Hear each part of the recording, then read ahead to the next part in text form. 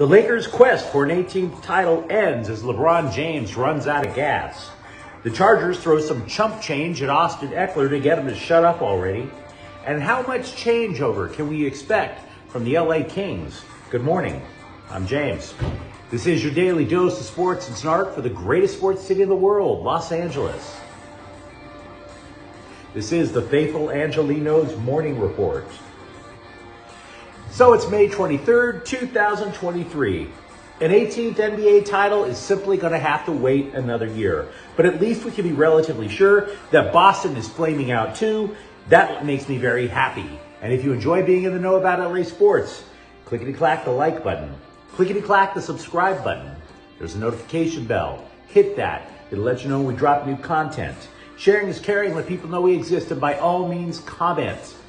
Still an interesting night last night. Now, before we go through the news and notes, a look at the scoreboard. Denver 113, Lakers 111. The Nuggets eliminate the Lakers in a sweep and await the winner of Miami-Boston in the NBA Finals. LeBron James scored 40, came up an assist short of a triple-double, but ran into a double team in the waning seconds, had his last shot blocked. We're going to talk a lot more about the Lakers in a moment. Dodgers 8, Atlanta 6. Freddie Freeman returns to Atlanta. None of that emotional crap like last year. Just a nice 3-run home run punch in the face for the first place Doyers. Meanwhile, today, the Dodgers are still in Atlanta. That game is at 4:20. Light them up if you have them. Bobby Miller makes his Major League debut. Spencer Strider, 4-1 with a 2.96 ERA for Atlanta. It is Galaxy game day. The Galaxy are playing LAFC at 7:30. El Tráfico in the U.S. Open Cup. The Galaxy beat LAFC the last time the two were in Cup play. Let's be real, not necessarily expecting that this time around. But let's get back to the Lakers. The thing about the Lakers is that they are one of the few teams that force every sports fan, even the super casual ones from small towns, even the ones who don't watch the NBA, to take a stand. You either love them or you hate them. And there's not many teams like that around.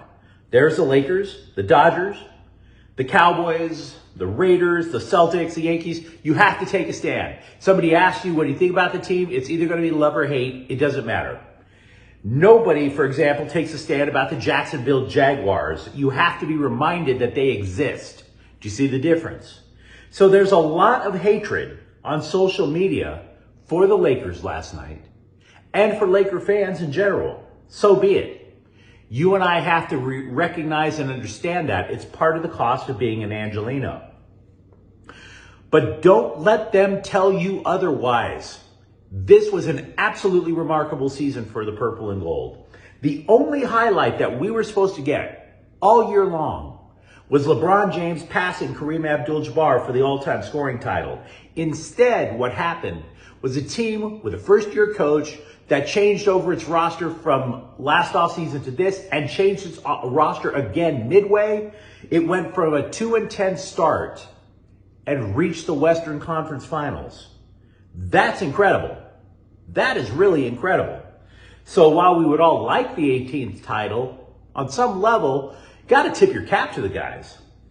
I'd like to give you some random opinions on the immediate future of the team, though, because now a lot of things are going to be in flux. For example, to me, regardless of the free agents, regardless of the draft, this, that, and the other, the first question that I have is, LeBron James did not run the offense in the playoffs. He's run the offense his entire career. It didn't matter if it was in Cleveland, Miami, or LA. He always wants the ball. So is this a signal? Now, I realize it was because of the injured foot this last couple of months, but is this a signal that that is the plan that's moving forward? Not to have the offense run completely through him so that he doesn't get injured. If you look at the game, LeBron went nuts with 31 points in the first half because he was controlling everything. But that was unsustainable because he's 38 years old. He finished with 40. That means he got 9 points in the second half. Do you really think that he was going to drop more than Kobe Bryant in Kobe's last game? Of course not. Not really. So again, if LeBron chooses to stay with the Lakers, and we'll get back to that in a second as well, Is this the plan moving forward? That he's going to accept somebody else finally having the ball? I don't accept the argument that that the lack of outside shooting led to the Lakers' demise. You're going to read about that a lot. Oh, the lack of outside shooting. LeBron always needs shooters. Wrong. The reason the Lakers lost to Denver was they simply weren't tall enough. In the year 2020, the Lakers swarmed Nikola Jokic of the Nuggets. They just beat him silly with Dwight Howard, with JaVale McGee. The Lakers had no backup center this year. Mo Bamba missed a lot of the regular season after the trade with Orlando, and then he missed 10 consecutive playoff games. He was nowhere to be found. It was all on Anthony Davis. There was no backup for the joke to take on the Joker. I want to congratulate D'Angelo Russell for playing himself out of LA, not once but twice. His value is super low right now, and he's going to be a free agent. And this is for a guy who was a locker room pariah as a rookie. So what is this? How many millions of dollars did he lose because he wasn't ready for the big moment against the Nuggets? Just ask him. Okay, back to LeBron. He ended his post-game presser with a quote that everyone described as cryptic and threatening. Here's your quote. I've got a lot to think about. Just personally, with me moving forward with the game of basketball, I got a lot to think about, unquote. Now, okay, this could be taken any number of ways, hence being called cryptic. This could be taken as, damn, I've played 20 years. I'm tired as hell. I want to retire. That's one way to view it. Yeah. Then Lord knows a lot of scribes last night were speculating that LeBron is hinting at retiring. It could also mean, hey, I want to chase a ring. So what does that mean? That he's like, I want to think about where I'm going in basketball, so I'm going to try to force a trade. Like if he joined the Miami Heat again on his way out the door. It could also therefore be taken as a threat to the Lakers front office. I'm LeBron James. Get me the players I want. LeBron, for all of his greatness on the court, has a lengthy history of stringing franchise along with these hemming and hawing, vague, cryptic comments until he gets what he wants. Maybe this is his middle-aged version of The Decision from back in the day. I can only speculate. But what do we know? We know he wants to play in the NBA with his son. We also know Dennis Schroeder said that James told him that he wants to be like Tom Brady and play into his mid-40s. So if I were to guess what that vague tweet means, if I were to guess his intentions, he's saying, look, guys, it's a long year. I played out a blasted out foot for a couple of months. I got to get healthy, and then I'll start talking about next year. I'm not going to overthink this. I don't think he's retiring. I think he's trying to send a message about players that he wants. But I don't know how much leverage he has compared to the past. The Lakers got what they wanted. They still have the all-time scoring record from a player playing in purple and gold. They still tied the Boston Celtics for the most titles all time. The Lakers also are paying him a king's ransom that a lot of other teams simply could not afford. And oh, by the way, this is a marriage of convenience. I have always held that LeBron James is playing for the Lakers because he plays for Nike. Nike is the group that's giving him an even fatter contract. Nike sells a lot of shoes in China. The Chinese respect big teams. In other words, they respect the fact that there's a purple and gold team that dominates the United States, not the Cleveland Cavaliers. The Chinese market respects the Lakers way more than they do Cleveland. So the Lakers have more power in this than what you're being told. Now, as for the Lakers' overall offseason, the Lakers have almost $30 million in cap space. 7 players are already under contract for next year. That would include Jared Vanderbilt. There are also restricted free agents, such as Austin Reeves. Unrestricted free agents include Russell, Lonnie Walker IV, and Dennis Schroeder. It wouldn't even surprise me if the 3 unrestricted free agents were let go. The Lakers also have their 2 draft picks this year. One in the first round at 17 and the second round, one at 47. Most mock drafts have the Lakers taking a shooter. But then a big gets taken by the team with the 18th pick, Miami. So let me ask you something. I mentioned the Lakers had a lack of height. What if that switches around? What if instead of getting a shooter, the Lakers realize in the mid to late teens, they're better served getting rim protection to protect Anthony Davis? That seems like a pretty bright idea to me. So my overall guess, most of the players on this team come back next year, and that Austin Reeves continues to emerge as the third option that Russell Westbrook could never be. Almost the entire 90-man roster showed up for the Chargers yesterday at off-season training activities, the so-called OTAs. 88 of the 90 did. 2 more of them didn't participate, period, because of injuries. That would be defensive lineman Otichio Ogbonnia and quarterback J.C. Jackson. Justin Herbert did throw. Remember, he had shoulder surgery in the offseason, but he did not participate in 7-on-7 drills, so they're taking extra care of the quarterback. But the big news out of Chargers camp just broke about an hour or so ago. Austin Ekeler and the Chargers agreed to a not really exactly totally a pay raise for next year. Here's the deal. They are adding $1.75 million of incentives to his contract for this year.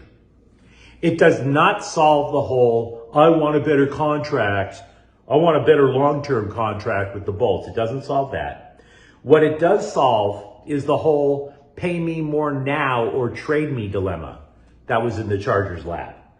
He'll still be a free agent next offseason unless he and the Chargers can work something out. Ekeler, yes, he did skip the first day of OTAs, but he did not attend OTAs at all last season, so there's really not much to read into that. He prefers working out on his own, and the sessions right now are not mandatory. Now, if you're saying, okay, that's great, but regarding the long term of Ekeler and the Chargers, what do we have? According to GM Tom Telesco yesterday, quote, nothing's changed, unquote. Speaking of skipping OTAs, Joey Bosa used to be the same way. He preferred to work out with his brother in the offseason, Nick, the edge rusher with the 49ers. But Bosa did, in fact, show up yesterday. He said that Khalil Mack was a big part of the reason. They like each other, and Bosa thinks Mack is counting on him for both of them to be present from the beginning to the end. The Athletic picked one player on each NFL team to watch during the off-season workouts.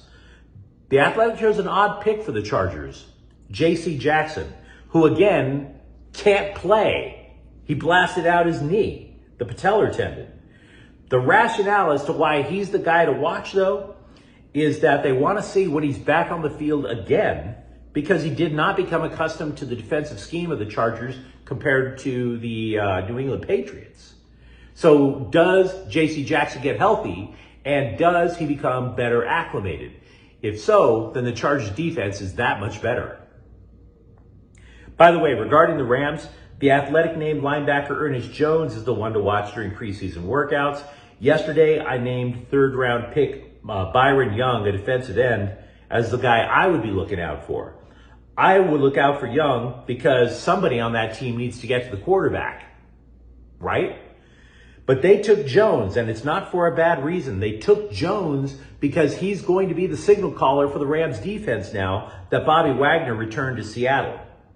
So, yeah, not a bad idea. The Athletic also took a glance at the Kings roster to deduce who comes back next year, and they believe overall, LA is going to keep the same cast. 9 of the players are described as locks to return. You can figure out the obvious ones, and we don't have time to go through the entire roster. They said Alex Iafallo and Matt Roy should be assumed back, but they have agreed with other hockey scribes that their contracts would create cap space in a trade. So in other words, those two coming back, not a fait accompli. For example, Roy is a redundancy. LA has a ton of right-handed shooting defensemen. So who is at risk of being traded? Yes, defensemen Sean Dursey and Sean Walker are trade chips. It is also unlikely to see Alex Ekeler come back. He's 37 years old. And it's going to be difficult to keep either left-handed defenseman Vladislav Gavrikov, or goalie Yunus Korpisalo. Keeping both, probably impossible. What would be longer? The playoff beard for an NHL player right now in the Stanley Cup playoffs, or the beard that we all should have grown waiting for Trace Thompson to end his hitless streak? Right? He is 0 for his last 38 at-bats. He has not had a base hit since April. It is the longest hitless streak by a non-pitcher in Dodgers history. The Dodgers also reclaimed pitcher Gus Varland from the Milwaukee Brewers. Milwaukee took Varland in the Rule 5 draft. Now, when you take someone in Rule 5, they got to stay on the Major League roster all year, or else you got to give him back to his old club. Varland didn't stay with the Brewers' big league club. His ERA was 11.42 in 8 appearances. The Dodgers do get to take him back, but they don't get to put him on the 40-man roster. Once again, the WNBA proves itself to be a league of entitled brats. So the league opens their season on Friday. Phoenix was in town to play LA and the Sparks. Cool. It's also Brittany Griner's return. Also cool. More than 10,000 people showed up, including the Vice President, Kamala Harris. Cool, cool, cool. But who decided to blow their cool? Glad you asked. It was Phoenix coach Vanessa Nygaard, this insufferable little spoiled punk. Quote, "We didn't sell out the arena for BG. How is it not a sellout? How is it not a sellout?" I'll tell you why it's not a sellout. Because it's a WNBA. You're not entitled to my entertainment. You're not entitled to my money. You have to earn it. This economy, everybody has to earn my money. Thanks to that economic chowderhead in the White House. I have a very limited amount of money earmarked for entertainment. For example, my wife wants to see The Little Mermaid this weekend. Yes, that entertains her. We're going to go, right? I've never heard her say one word about the WNBA, and the only reason I talk about the WNBA is because of this channel. I am not entertained by Sparks basketball, let alone the Phoenix Coyote Uglies. Millions of us are happy that Brittany Griner is no longer in a Russian jail cell. If you've ever read the works of Alexander Solzhenitsyn, you would not wish a Russian prison on your worst enemy. So we're all glad she's home. But let's not get it twisted. That doesn't mean I have to pay you guys to go see her if I don't want to, which I don't. And by the way, Griner doesn't deserve to be in a Russian prison, but she's not a good person. She pled guilty to disorderly conduct and had to go into a domestic violence program because she allegedly attacked her wife. So no, if you want me to talk about the Sparks, I'll talk about the Sparks. But don't sit there and try and guilt trip me into giving you my money. Get the hell out of here with that kind of crap. You met the second most powerful person in the free world. You selfish, entitled jackass. Be happy with that and go on about your life. But you let me know what you think in the comments thread. Even if it's about the Phoenix Mercury, the Phoenix Coyote Uglies. Let me know what you think about the Lakers season. Let me know if you think there is a detente that'll brew long-term between Austin Ekeler and the Chargers. If you enjoyed talking LA sports with me, don't forget to subscribe to Faithful Angelenos. We're talking LA sports every single day here. Thank you for watching. I'm James. We'll be back tomorrow. Faithful Angelenos is a Kian Corte El Queso production. Take care.